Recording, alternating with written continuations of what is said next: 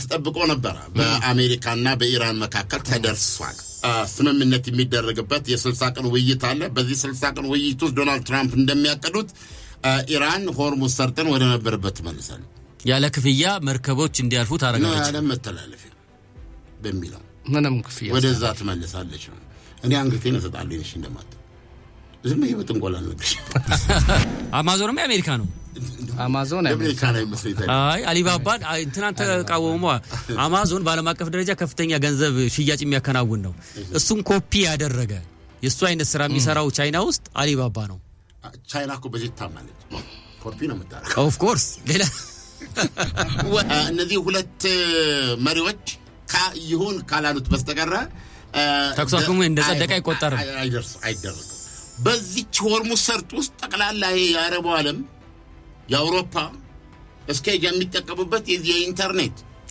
ዋን መስመሮች እንደዚህ ከላይ ይታዩ ኢራን በ30 ቀን ውስጥ ጥርግ አድርገሽ ማጥፋት አለች ተብሏል እስከዛ ድረስ ግን በፈንጆ እንዳትዩር ይያለች ተሳደበ በዛኛው አቅጣጫ ይሉ ትላለች የነሱ ሰው እንዳሉት ድመቷ ጥቁርቱ ነጫ እቃውን አምጡ እቃው ነው ስለዚህ ምንድነው ጌሙ ያለው የነዚህ ሁሉ መስመሮች እዛ ተዘርግቷል በጉራ ስር ነው የሚያልፈው ኢራን ያንን ልትከፈለች ቦምብ ለመስራት የተብላላው ነገር ለአሜሪካ ይሰጣል አይሰጥም ነው በኢራን በኩል ያለ ግልጽ አቋም አለ ግብጽ አንዱ አይደለችም እንዴ ግብጽ ያንን የሜዲትራኒያንና ቀይ ባህርን አገናኝታኮ እዛ ጋር ቁጭ ብላ ገንዘብ እየሰራች ነው ማበልጸጊያ ያልተደበደበ ማበልጸጊያ ካላት አንዳንድ ሳይንቲስቶች እንደሚሉት በቀናት ውስጥ ይሄን ይችላል ካለ ደግሞ በሳምንታት ውስጥ ይሄንን በጋዝ መልኩ ያለ የበለጸገ ዩራኒየም ወደ ብረትና ቦምብ መቀየር ትችላለች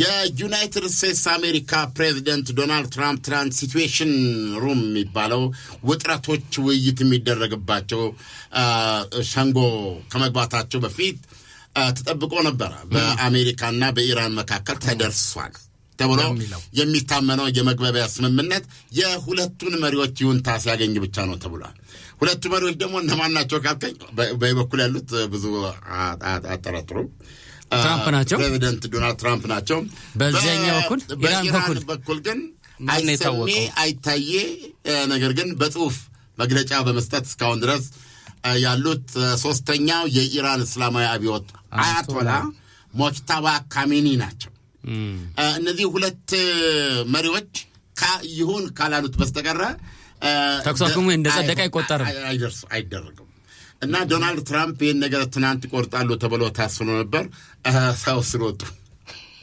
ሳይሁት ያቺ ኒውክሌር አዋራ በጀ መግባት አለብኝ ብለዋል አሁን እኮ ትልቁ ጥያቄ እኮ መጀመሪያ አካባቢው ላይ ሰላም ማምጣታቸው እንደተጠበቀ ሆኖ የኒውክሌር ቦምብ ለመስራት የተብላላው ነገር ለአሜሪካ ይሰጣል አይሰጥም ነው በኢራን በኩል ያለ ግልጽ አቋም አለ ካሚኒው አያቶላ ራሳቸው በግልጽ ተናግረዋል አንድ ሰው እንዳያወጣት እቺ ነገር ከኢራን መውጣት የለባትም ብለዋል እንደው ቢወጣ እንኳን አሁን ደግሞ አለበት የሚባልበት ቦታ ደግሞ ገና ከምድር ውስጥ ነው ያለው እታች ነው እሱ ወጥቶ ለማን ይሰጣል አሜሪካ እሱን ፈልጋለሁ ትላለች በዛ ሲወቁ አሁን ስምምነት ላይ ደርሰዋል ማለትስ ይቻላል በዚህ ሁኔታ አቋማቸው በጣም ኤክስትሪም ነው ሁለቱም የአቋማቸው ኤክስትሪም ነው ነገር ግን ከላይ የምንለውን አልፈን እኮ አሁን መግባቢያ ሰለውላት ተስማማን ብለውናል ኦኬ አሁን እሱን ከተስማሙ በኋላ አውቶማቲካሊ ተኩስ ይቆማል ለአሜሪካ የባህር ከበባዋን ታነሳለች ሆርሙዝ ሰርጥ ይከፈታል ፈንጂ ታጸዳለች በቅድሚያ ኢራን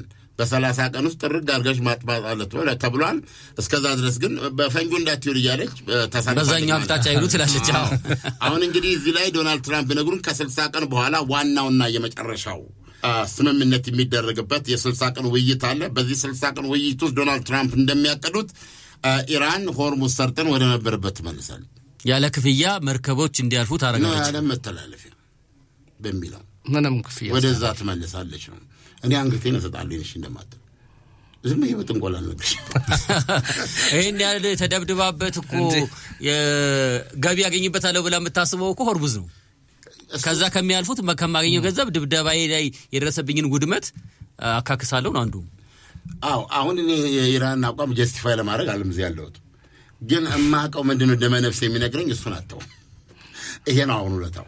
ከጦርነቱም ያመጣላት እኮ ጥሩ ነገር ከመጥፎ ነገር ጥሩ ነገር ሊሳብ ይችላል ሲባል ይሄንን ኦርሙዝን በቃ አሁን በደም ዶላሮች ልትሰራበት የምትችለውን ነገር አግኝታለች። ማንንም ይሄን አይገድም። በኢራን እኮ ውይይት የሚያደርጉትን አንዳንዴ የኢራን ኢንተርናሽናል ምናምን ዘገባዎች አሉ እኮ ሲቀርቡ የት ሄደን ነበር ምን ነበር አይናችንን ይዘጋው ያኔ እንዲህ ነው የሚሉት። ሆርሙዝ ሰርጥ እዚህ ከሆነ ከፍተኛ ገንዘብ ዶላር መስሪያ ታዲያስ አብዮታዊ መንግስታችን 47 ዓመት ዝም ብሎ ነው ምንድነው የዘጋበት አሉ። እሱ ብቻ አይደለም ኢራኖች አሉ። በዚህ በላይ በኩል ይሄ ቀን ሙሉ የሚንቧቸረው ነዳጅና ጋዝም የራሷን ጨምሮ በቀን 120 ገደማ መርከብ ነው። ታዲያ ይሄ ሁሉ እንግዲህ ለኢራን እንኪ ያለ ያስረከበ የሚሄድ ነው። በቃ መሸምጠጥ ማለት ነው። ላሜ ወራ ማለት ነው። ዘመን ለምታልበው ነው። ታዲያስ ወደ $70 ቢሊዮን ነው። ኦማንንም የዚህ አካል አርጋታለች። 20ውን ለሷ ትስጣለች። በቃ ይሄ ነው። አሁን ደግሞ ቀጥላ ይሄን ከያዘች በኋላ የተገለጠላት ነገር ምንድነው? በዚህች ሆርሙዝ ሰርጥ ውስጥ ጠቅላላ የአረቡ ዓለም የአውሮፓ እስከ የሚጠቀሙበት የኢንተርኔት መስመሮች እንደዚህ ከላይ ይታዩዋል። ዋናው ነገር የነ ጉግል ጥራልኝ አንተ ታውቃቸዋለህ። የጠቅላላ የኢንተርኔት አስተላላፊ ድርጅቶች በዛ እየከፈሉ እንዲያልፉ ዲጂታል ቴክኖሎጂ ባለቤቶች በሙሉ የነሱ ነው የተዘረጋው። ኢቭን ሌላው ቀርቶ ይሄ ነጋዴው የቻይናው ማን ነው? አሊባባ፣ አማዞን ያ ገመዶቹ በሙሉ የነሱ ናቸው ተዘረጋው። አማዞን የአሜሪካው ነው። አሊባባ ነው እዛ ያለው የቻይናው። አማዞንም የአሜሪካ ነው። አማዞን የአሜሪካ ነው ይመስለኛል። አሊባባ እንትናን ተቃወሙ። አማዞን በዓለም አቀፍ ደረጃ ከፍተኛ ገንዘብ ሽያጭ የሚያከናውን ነው። እሱን ኮፒ ያደረገ የሱ አይነት ስራ የሚሰራው ቻይና ውስጥ አሊባባ ነው። ቻይና እኮ በዚህ ታማለች። ኮፒ ነው የምታረገው። ኦፍ ኮርስ ሌላ ወዲያው ነው። አሁን ከዛ አልፋው ለምሳሌ አማዞን እዚህ አዲስ አበባ ቁጭ ብለህ የአማዞን ዕቃ መግዛት አትችልም። እዚህ ዴሊቨር የለም። ቻይና አሊባባ እኮ እዚህ ለማድረግ እንቅስቃሴ ተጀምሯል። ከቻይና የምታዘውን ዕቃ እዚህ ይመጣል ነው። ጥሩ ነው። በጣም አሪፍ ነገር ነው። በጣም እኛ አሊባባ ሆነ አማዞን አይደለም የነሱ ሰው እንዳሉት ድመቷ ጥቁርቱ ነጫ ዕቃውን አምጡ ዕቃው ነው። ስለዚህ ምንድነው አሁን ጌሙ ያለው የነዚህ ሁሉ መስመሮች እዛ ተዘርግቷል። በጉራ ስር ነው የሚያልፈው። ኢራን ያንን ልትከፍያለች ብላለች።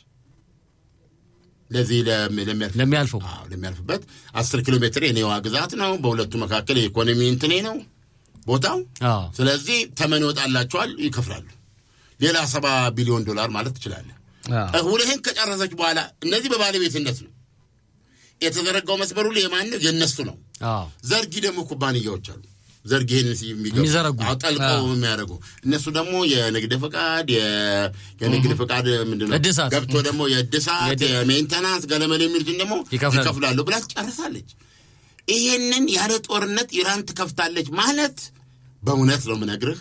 እንደው በእውነት እንትን ፌርም አይደለም። አሁን ፌር አይደለም ያልኩ መልቀቅም አለባት። ይሄ እኮ የዓለም መተላለፊያ ነው እኮ የዓለም መተላለፊያ ቢሆን በዛ አካባቢ ያለውን ኢኮኖሚ ጥቅም እኮ የማግኘት መብት አለ። አሁን አንተ ፌር አይደለም የምትለው አልገባኝም። በምን መንገድ ነው ያያለው? እሷስ መጠቀም የለባትም ወይ? አቋም በግልጽ መታወቅ አለበት። መጠቀም የለባትም ወይ የሚለው ነገር እኔ እሱን እደግፋለሁ። የሆነ የገንዘቡ መጠን ሊለያይ ይችላል፣ ግን የሆነ መጠቀም ይኖርባታል በኢኮኖሚ ዞኗ ስለሆነ። እኛስ ብንሆን ለምሳሌ ኢራን ቦታ ላይ ብንቀመጥ በእግራችን ስትር የሚያልፈውን ነገር ዝም ብለን ማየት አለብን እንዴ?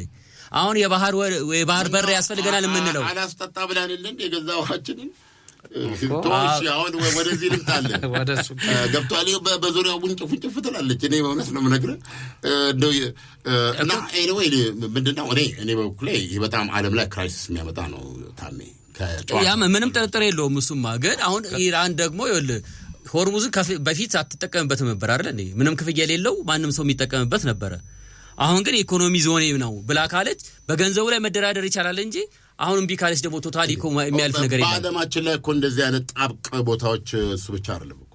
አሁን እኮ ትልቁ ስጋት ያለው እኔ በነገራችን ላይ ጂኦግራፊ ኔታ ነኝ ሆኜ ነው እንጂ ጂኦግራፊ የሚያውቁ ሰዎች ቢነግሩ እንደ ሆርሙዝ ሰርጥ አይነት መተላለፊያዎች እኮ ብዙ አሉ እኮ ተጠቃሚዎች ናቸው። ታዲያ ግብጽ አንዱ አይደለችም እንዴ? ግብጽ ያንን የሜዲትራኒያንና ቀይ ባህርን አገናኝታ እኮ እዛ ጋር ቁጭ ብላ ገንዘብ እየሰራች ነው።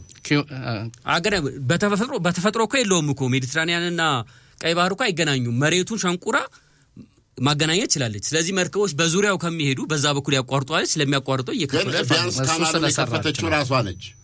የእንግሊዞች ናቸው የሰሩት ዋቴቨር ማን እንትን ሆርሙዝ እኮ በተፈጥሮ ያለ መተላለፊያ ነው አጠገቡ ስላለው የኔ ነው ካልሆነ በስተቀር እኔ አልደግፈም ምክንያቱም ምንድነው እኛ ላይ ነው ዋጋ የሚያመጣብን ነው ዋጋ የሚያስከፍለው ዓለምን ነው እና ኤኒዌይ ዶናልድ ትራምፕ አሁን ትላንትና ያሳሰባቸው ተደብድቦ የ10 እና 11 ኒውክሌር ቦምብ ሊወጣው የሚችለውን 60% የበለጸገ ዩራኒየም ኢራን ማበልጸጊያ ያልተደበደበ ማበልጸጊያ ካላት አንዳንድ ሳይንቲስቶች እንደሚሉት በቀናት ውስጥ ይሆን ይችላል ካልሆነ ደግሞ በሳምንታት ውስጥ ይሄንን በጋዝ መልኩ ያለ የበለጸገ ዩራኒየም ወደ ብረትና ቦምብ መቀየር ትችላለች ከ10 እስከ 11 ቦምብ መጠቀም ትችላለች እያሉ ይናገራሉ እሳቸው ደብድቤ ዱቄት ስላደረኩት ብለው ሳይንቲስት አይደሉም እሳቸው የኒውክሌር አመድ የሚሉት በዚህ ነውና አመድ መጣ እያሉ ያጣጥሉ ነበር አሁን ግን እሱን ኢራን ማትሰጠኝ ከሆነ ይሄንን ውል ይሆናልልም በማለት ይዘውታል ማለት